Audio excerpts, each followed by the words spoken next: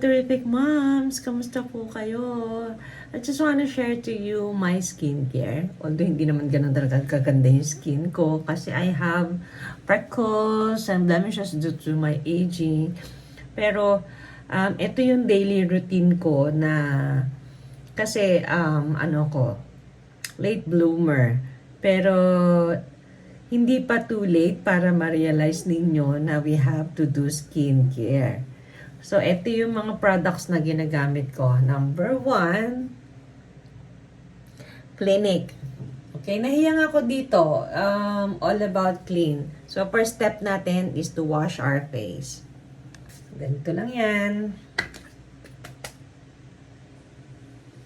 P-size lang, dahil masyadong mahal. Hindi. Yun yung talagang dapat na gawin natin. P-size lang, huwag masyadong marami. Tapos, ayan, massage konti, mga 2 minutes. Babad natin. Okay. This is the proper way. Turo ko sa inyo kung ano yung mga skincare na dapat kasama. Actually, marami sa Korean yan, di ba? 10 steps pa sila. Pero dito, bibilangin natin because I have this product with me na nahiyang ako lately. Okay? Wow. So, maglabos muna tayo. And then, meron tayong mga ilalagay na kung ano-ano na nahiyang ako na product. Pero I've been asuki ng isang brand. Pero gusto ko magpalit na muna kasi I've been using this since I arrived in the Philippines from Australia. So, gusto ko lang na i-share sa inyo. Okay? First things first, nag-wash tayo. And then, kung mapapansin ninyo, hindi ako nag-towel. Ayan. Dapat, pag tayo nag-skincare, sabihin natin naligo tayo, hindi natin dapat ginagamit yung towel natin sa mukha. Alam nyo ba kung bakit? Kasi, okay, yung bacteria na nakastock doon sa towel na pinamunas na natin sa kamay, sa katawan, tapos ipupunas nyo sa paa, ipupunas nyo ba sa mukha nyo? Siyempre, special yung mukha natin, di ba? So, ganyan, ipapat dry natin. Huwag nyo naman kuskusin yung mukha nyo ng, okay, later, sasabihin ko sa inyo, kailang taon na ako. Ayan, di ba? So, tuyo na. Next thing is, magto-toner tayo. Okay. Pag wala akong makeup, umaga pa lang, ito yung ginagamit ko. Yves Rocher, sorry. So, ano lang siya, micellar water.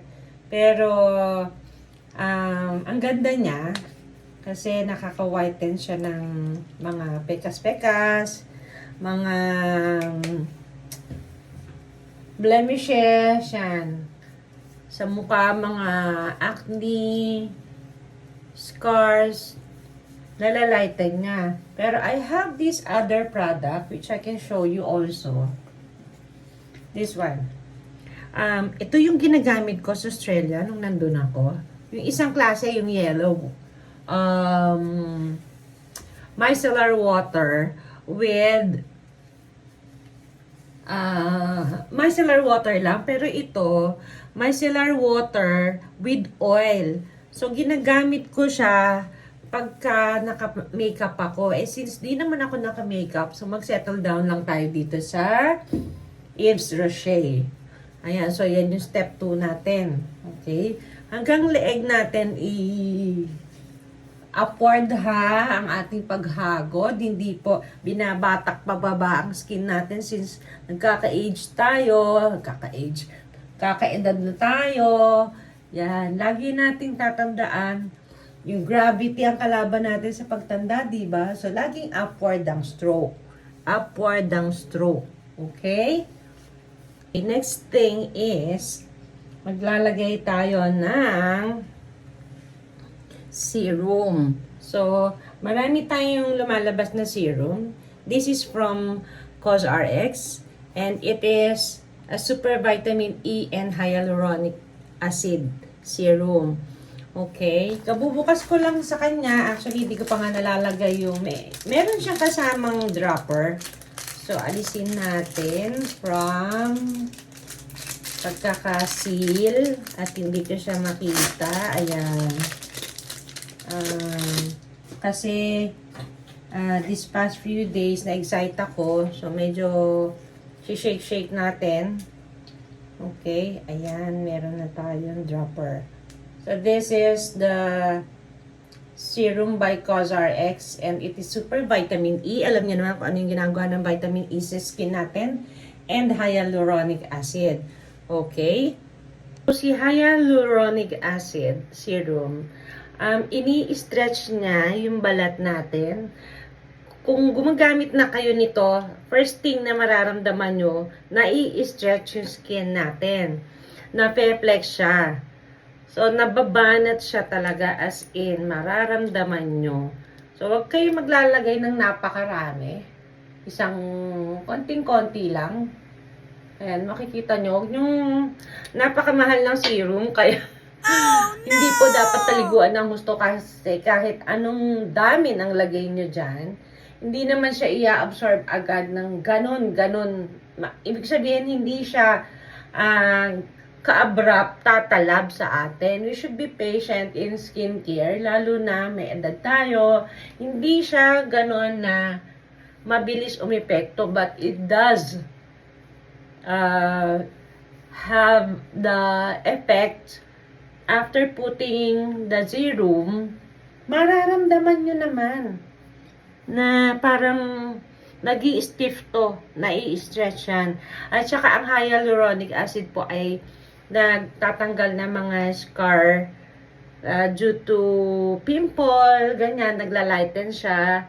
Tapos, bukod sa yan nga, may vitamin E siya, nakaka-lighten siya at nakaka-moisturize ng skin natin. So, ganyan lang, pat dry, mga siguro 2 minutes yan bago nyo ilagay uli yung next step natin. So, we do have serums of different care sa ating skin. So, yan yung nakuha ko na gusto kong magkaroon ng results sa mukha ko, sa skin ko, sa face, from COSRX. Okay? Okay, next we have here COSRX, the hyaluronic acid 3. It has amino acid and ceramide NP. So, what does it do to your skin? Ganun din siya. So, meron akong tips sa inyo. Dahil serum din ito, sa Korean skincare, you go from the thinnest, thinnest consistency ng bawat skincare, lalo na sa serum. Ganyan siya ang kulay niya, ganyan. Lalo na sa serum. So, you go from the thinnest to the thickest. Yung consistency. Kung makikita ninyo, eto, medyo mas makapal ng konti ang consistency niya kesa dun sa nilagay natin kanina na hyaluronic serum with vitamin E. So, mas makapal siya. So, pwede nyong gawin, mag-layering kayo para ma-maximize nyo kasi hindi sila pwedeng magtataka kayo. Bakit? Hindi sila magkakasama sa isang produkto. Siyempre, hindi naman po pwedeng lahat ng purpose ay nasa isang one. Kaya nga, napapansin nyo ang gaganda ng skin ng Korean kasi nga andun yung patience nila. Kung ano lang yung kailangang i-correct sa skin nila, yun lang yung meron na dapat nandun sa skincare mo.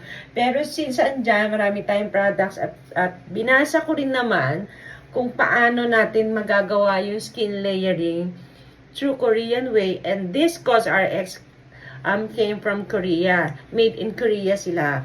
Kaya ang sarap gamitin. Walang masyadong chemical. At saka makikita nyo na talagang proven na yung kanyang effect sa skincare. So, eto yung gusto kong mga ginagamit ngayon. Kasi ilang days ko pa lang siyang ginagamit. pagkatapos kong gamitin, wag na kayong maarte. Huwag ka nang maarte, terrific mom. Talagang sabi ko sa anak ko, wow! Parang kailangan ko na siya. So, ang hindi lang ako nakapaglalagay kasi, yung eye cream natin. So, dapat meron din tayong eye cream after nito. Yun, hindi pa ako nakakabili. So, after, yun, ang mahal kasi, diba? Ito lang muna yung kinumpleto ko. So, next, ito yung tikas na niya. Yung snail. Snail 96 Mucin Power Essence. Okay? So, ganito siya. Para siyang oil. Pero essence siya. Ayan, makikita nyo, diba? Ang kapal nung thickness nga. Nung consistency niya. Diba, makapal? So, ang ginagawa ko po dyan, ilalagay ko muna siya sa palm ko. Ayan, makita nyo, ang tagal niyang bago lumabas. Toing, diba? So, ganyan. Lalagay ko lang siya muna sa circular motion, ha? O, upwards, kung pwede, upwards lang.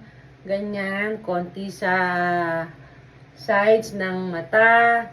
Yan, kasi wala naman tayong nilagay pa na eye cream dito.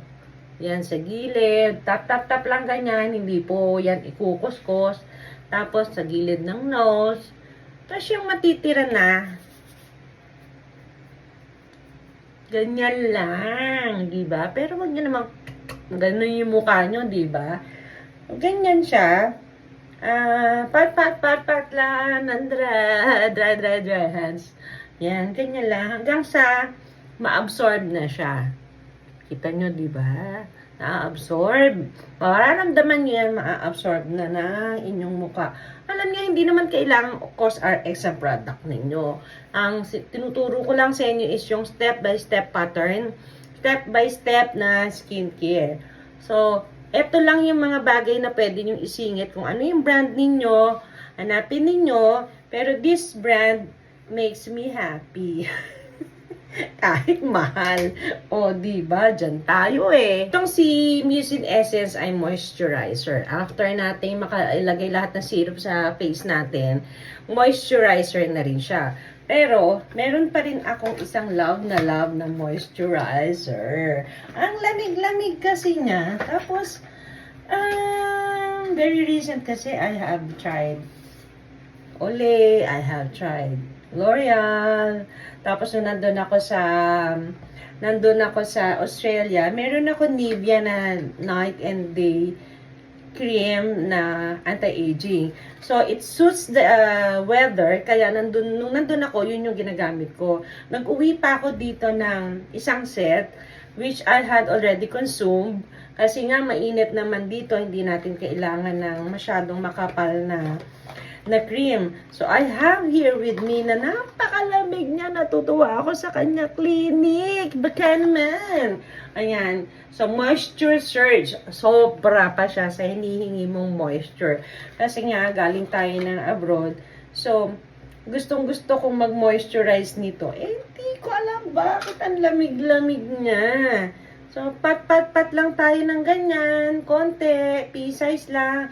Pero ako gusto ko nga siyang iligo. Ayan. Pwede nating i-massage. Ayan, ganyan. Pataas. At konti lang dahil konting ingat sa mata. Para hindi siya pati nose nyo, patangos. Ganyan. Yan. Hindi po maganda ilong ko. Kaya patangusin na lang natin ng massage. Yan. Pati yung mga crow's feet nyo dito. Lagyan nyo yan. Okay. Yan. Meron pa tayo ilalagay, moisturizer pa lang yan. Pat. Try again. Yan. Makikita niyo yung face ko. Ang dami niyang freckles, no? Bata pa po ako. Hindi po yan gawa ng aking pagtanda. Kundi may freckles na ako talaga. At half po ng katawan ko may freckles. Sa likod may freckles din. So, understandable na meron ako sa mukha. Okay, and ayoko siyang dumami kasi as we age, talagang dadami siya and magda-dark. So, what we can do is to prevent them, delay them by doing this skincare. Okay? Okay, and lastly, ito yung pinakamahal na mahal ko. Laging nasa bag ko. Kahit naka-makeup na ako. Pero ito, pretty sure ako na magugustuhan nyo. Ang ganda niya. Tinted siya na COSRX Aloe 54.2 Aqua na tone up sunscreen. Okay? Isa siya sa talagang love na love ko ng sunscreen. Okay? Meron pa akong isang ginagamit na sunscreen which is the before, ito yung brand ko pero gusto ko rin siya, love na love ko rin to. Pinangsasalit ko, nawawala siya. Yan, papakita ko na lang sa inyo pag nakita ko. Okay? So this is SPF 50. Okay? That explains on every 50 minutes kayo maglalagay nito kung nasa araw kayo. That explains the number na nakalagay sa sunscreen ninyo. Hindi ko naglagay na kayo sa umaga, hindi na kayo maglalagay sa gabi. Okay? Hindi naman all the time nasa arawan kayo. So, once bago kayo maglagay ng makeup, be sure nakapaglagay po kayo ng sunscreen. Okay? Pero kung nandun naman kayo sa dagat, syempre, kung naligo na kayo, nawala na yung makeup ninyo, be sure na maglagay uli kayo ng sunscreen. Meron namang nabibili dyan na, okay, tingnan nyo medyo may tint siya, para siyang kulay pink na, pero ang maganda dyan, lahat naman kasi ng sunscreen na tinted ay nagbe-blend. Ayun yung word, tamang word. Nagbe-blend po siya sa inyong skin. You just have to set it before putting up your makeup. Ayan, since hindi naman tayo aalis at dito lang tayo sa bahay, mamaya pa. Okay, pwede nyo ulitin to sa gabi, but without the sunscreen anymore. Hindi na kayo magsa-sunscreen sa gabi. Pero ako, alam nyo, kahit dito lang ako sa bahay, nagsa-sunscreen ako. Bakit po? Kasi nabibilad tayo sa araw. Pag lalabas tayo sandali, pupunta tayo sa laundry area, punta tayo sa garden, nabibilad tayo at nagluluto tayo. Pag nagluluto tayo, dapat hindi tayo nakakalimot na mag-sunscreen. Alam nyo ba na that's one cause bakit nagkakaroon tayo ng freckles at saka discoloration? Kasi nabibilad tayo sa init. Doon sa nakasalang natin, lahat yun pumupunta sa mukha natin. So that's it!